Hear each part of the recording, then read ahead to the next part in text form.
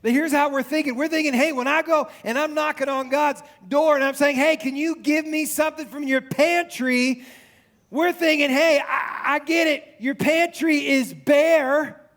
There's not a lot in it, but can I have some?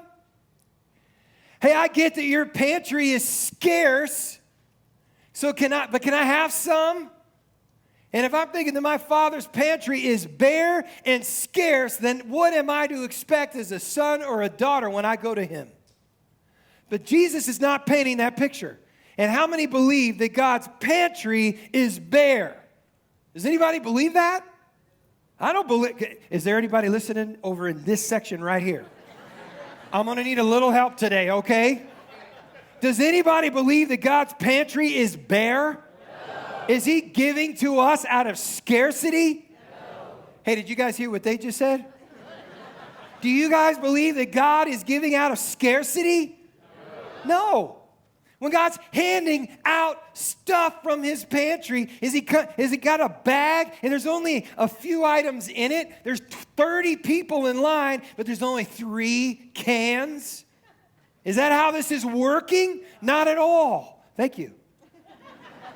He's coming from a place of abundance. God never runs out.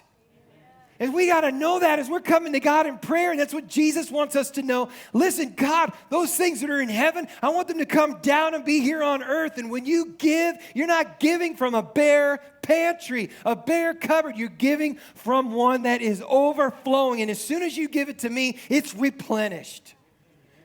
The problem is, if we don't believe that we don't pray those prayers, and we don't have those expectations that there is an abundance that God wants to get down here. Because the things in heaven, God wants those things here. How is he doing it? He's doing it through your life and mine. How big is your funnel? Because that would be your life. Yes? And so when we're talking about this and we're praying this prayer and Jesus is saying, I need you to engage me here with this, we've already learned something that is life-altering if we will hear it. This has been our thread for the last couple of weeks, and it's simply this, your first fill-in, so those who are itching to get it, here you go. I can expect God to be powerfully present. I can expect that. Too many of us do not. In fact, we're not sure what we can expect from God. Jesus is teaching us right here in this prayer. Listen, when you access God, you should expect him to be powerfully present. And when he gives, he doesn't give from scarcity or a bare cupboard. He gives from his abundance. We can expect him to be powerfully present. Jesus doubles down on this. He is the one who says, listen, I'm not like the world. I'm not like them. I don't leave you alone. I'm the one who will never leave you. I will never forsake you. That's who I am. Listen, you may not have experienced that with other people in your life. That may not be what your family's experience is, but that's the God you are accessing in prayer.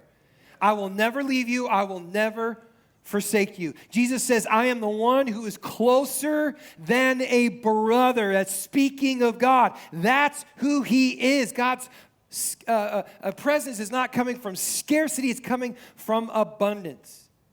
So I would ask a couple of questions. Who does not want the blessing and the favor of God? And I know we get weirded out when we hear that word blessing. We think, it doesn't mean anything. I'll tell you what it means. It means everything that should come to you that is accessible through the relationship. That's what a blessing means. People are blessed through your life. Everything that is accessible through you to them, that is what you would call your blessing to them. And if you don't like that word blessing, you're going to have to take it up with God because it's all over this book. It's all over his letter to you. And he says, I want to bless you. Who doesn't want to be blessed? Who doesn't want God to pour out his favor, his blessing, everything that is capable of coming into my life through my relationship with him, not out of a bare cupboard, but one that is absolutely abundant. Who doesn't want that?